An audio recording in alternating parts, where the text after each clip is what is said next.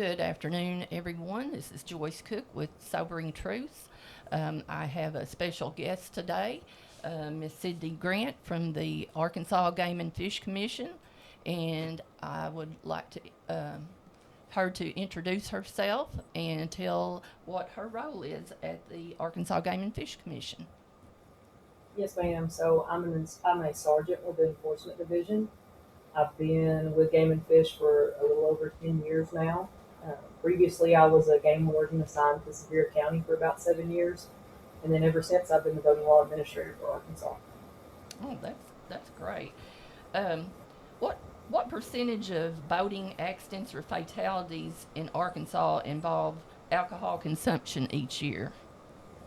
So I pulled the data from the last 5 years, and it looks like we're averaging around 12 to 13% as far as accidents, that involve some type of alcohol consumption. This, to me, it's probably a higher number than that. Hmm. However, that we have in accidents, we often have accidents that are reported a few days to weeks, after the accident. You're supposed to report them immediately so that we can arrive Right, on scene and then we'd be able to detect if somebody was impaired. But when it's reported after the fact, that's hard to determine. right. Um, what what kind of injuries do you see when alcohol is involved? Are they worse? Just what what kind of injuries do you see? Yeah, so with alcohol specifically, when it comes to boating accidents, we're seeing that I believe it's the leading cause of accidents, if not one of the leading causes of boating accident fatalities nationwide. So Right. with alcohol, we see fatalities. We see a lot of times more severe injuries and boat damage and injuries. Unfortunately, we see drownings. We have blunt force trauma, and then we have uh, injuries where there's some type of blood loss, such as lacerations. Prop strikes are really bad. Oh wow. Um, that's sad.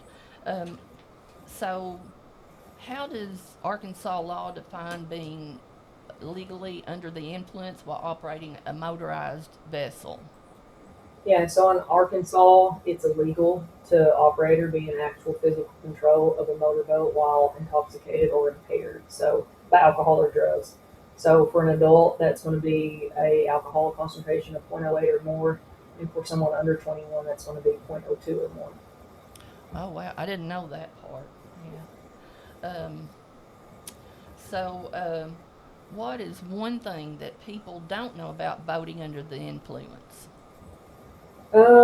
One thing that a lot of people don't realize is that in Arkansas, it's going to carry the same penalties as driving while intoxicated. So your BWI and your DWI are housed in the same statute, same penalties. You're going to have your driver's license suspended for 6 months for your first offense, and a lot of people think that you're going to have your boating privileges suspended, but it's your driver's license. So, and it's going to increase from there with fines. And then if you get a fourth offense within 10 years, it's going to step up to a felony charge. Wow. Do you have a lot of those fourth offenses? I haven't encountered them. I know some guys that have. It's rare, at least I believe, on the boating side of things. But your BWI and your DWIs are going to compound as far as charges. Mm, man, I hope people are listening to this and paying attention. Um, So can you tell us about Operation Dry Water? Also, how well did it work, or how well has it worked in reducing alcohol related accidents? yeah, so I think Operation Dry Water has been instrumental. It's a national campaign, as you know, focused specifically on boating under the influence and getting those impaired operators removed from the water. It happens, somewhere on or around the 4th of July holiday weekend every year. Right. And for us, Game and Fish, we have a few sheriff's offices that contribute as well, but we do kind of highly saturated patrols, similar to our normal patrols, but we're really focused on boating under the influence and other boating safety violations as well. But back to your question, if it helps or not, I think it has. And during that time period specifically, I think we often see reduced accidents. Right. How long has that been going on? The Operation Dry Water. I don't know. As long I know for sure, I'm pretty sure as long as I've been employed, I remember turning in Operation Dry Water stats. So I don't have that exact date, but at least I mean well over 10 years. Yeah. Well, that's. Well, are there any other programs similar to Operation Dry Water? Operation Dry Water is pretty unique. There's National Safe Boating Week, and that happens during May, and that focuses on all kinds of boating safety issues in general. Wearing your life jacket, wearing your kill switch. They'll have a day focused on BWIs. So that's the only other thing that I know of. I don't really know of another national campaign other than National Safe Boating Week. But I mean, routinely, I mean, we have officers out there every week, every weekend, and we're focusing on the same things, removing those impaired operators and then your overall safety violations. Right. Is there any state programs to deter alcohol use? Yeah, there's several voting specifically. The governor always does a proclamation for National Safe Voting Week, and that's part of that. I know our Coast Guard Auxiliary, they really push voting laws and regulations and safe operation, but I don't know of a specific state equivalent to Operation Dry Water because we just observe it as a state. Right. Right. You and I were talking before we came on about um, a young person that lost a limb in a boating accident. Can Mhm. you tell a little bit more about that and just warn young people that it can happen to them? Yeah, I don't know the exact details. A lady, she's a really big spokesperson in Mothers Against Drunk Driving, and I believe she was actually on a PWC and she was struck, which is a personal watercraft, a jet ski. She was actually struck by an impaired operator in a motorboat, and I believe she lost a limb as a result. So, you're out there, and even if you're not drinking, you're thinking, oh, it would happen to me, but you really have to be um, paying attention to other voters as well because they might not be following the same safety protocols that you are and the standards that you're upholding in your vessel. Right, I agree. And we talk to people, and sometimes they say, "Well, I don't drink; it doesn't affect me," but it does, Right. because I've had a friend that he and his wife were coming back from Jonesboro to go to Truman, I believe it was. They were out eating, and a drunk driver hit them head on, going at a high rate of speed, and she died, and he was really injured. So, it's just, you got to think about it. It can affect other people, even if you Exactly. don't And you drink. might be driving. I had a really, really good close family friend, thought the world of him. He was mowing his yard one day and he gets hit by a drunk driver and killed, mowing his yard. So it happens frequently than you think, and there's a lot more victims out there than you know. And it could very well happen to you. So it's really important to make that choice and to educate other people on the dangers. Absolutely. Um, are there any specific bodies of water or holiday weekends in Arkansas where alcohol related boating accidents spike the most? So we see that our accidents spike, I mean, of course, in the warmer months. So we see June, July being big accident months. Typically, your weekends, middle of the day or late at night, Saturdays is typically our number one day for accidents.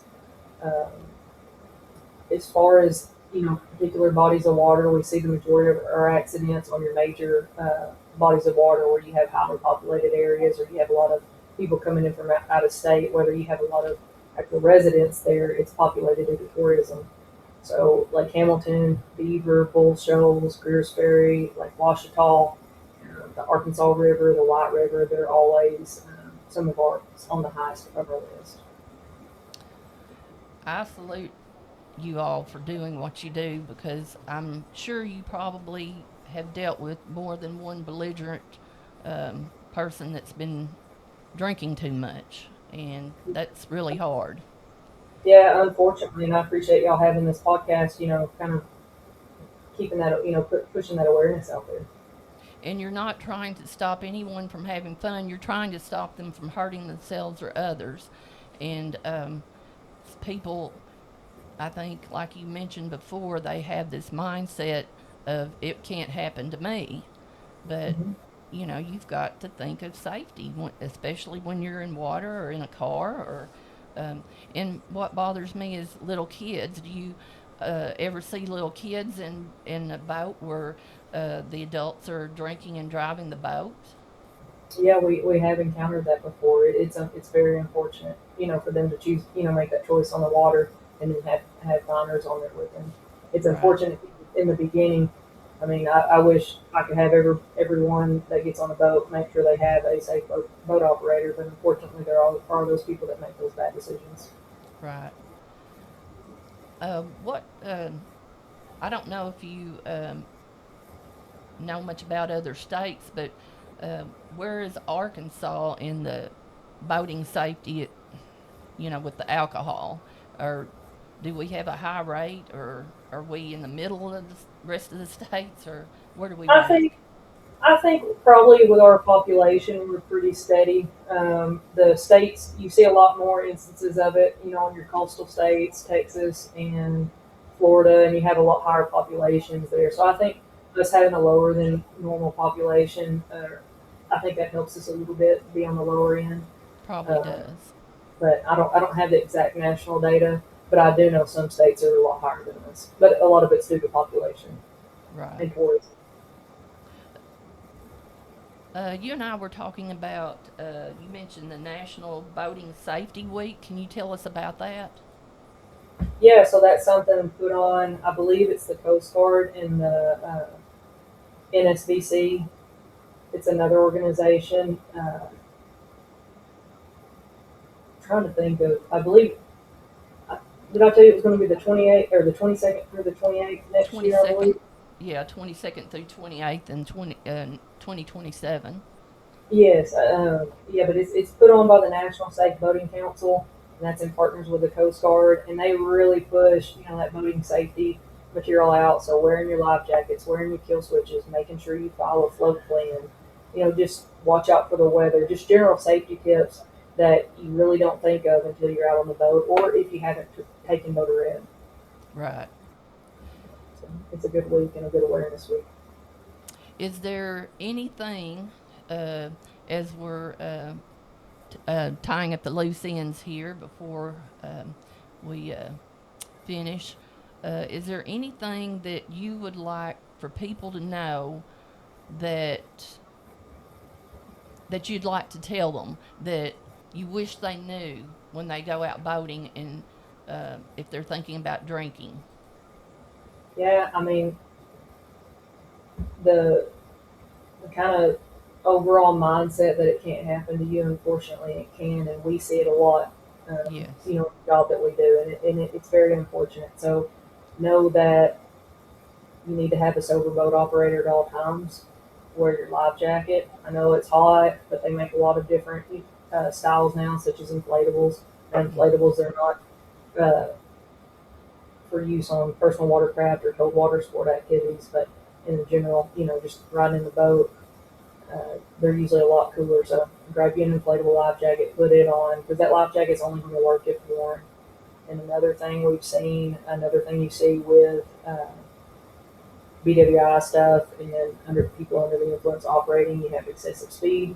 And you have a lot of boats are dangerous in themselves without adding that aspect of alcohol because they don't have brakes. You don't have, yellow and white lines on the road. So just be safe out there, have a sober boat operator, and wear your life jacket and pay attention. Operator inattention is usually one of our leading causes of accidents as well. I really like that boats don't have brakes. I really like that you said that. That's going to stick with me, and I hope it sticks with our audience. And I want to thank you for joining us today, and appreciate it very much, because this is prime time of boating here in the summer in Arkansas, and we just want everybody to be safe, and really think about not drinking. Just do it at home, um, or do it not at all. But thank you very much, Miss Sydney, and appreciate Yeah. you. Thank you, And Ms. Joyce. Thank you for having me. I appreciate you letting me speak today. well, thank you, and thank you to our audience that's listening. And we will see you next week.